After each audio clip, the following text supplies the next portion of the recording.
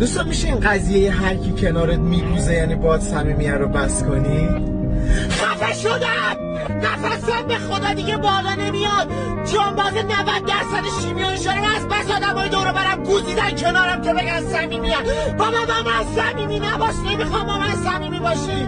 ماشین و خونه و هر فضای بسته تبدیل شده به کوره آدم پذیر. کنار من زارت زود گوزای بدبو، گوزای چرب، گوزای خیس، صدادار، بی صدا، همه ماده.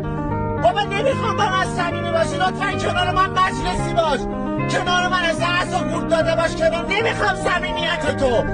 مردم رفیقاشون صمیمی هم باشون، براشون 1000 تا کار میکنن، نمیدونم میلیارد پول میذارم، برا ما صمیمی هم کنارت میگوزم. نمیخوام کنارم نگوز، نمیخوام صمیمی باشی با من.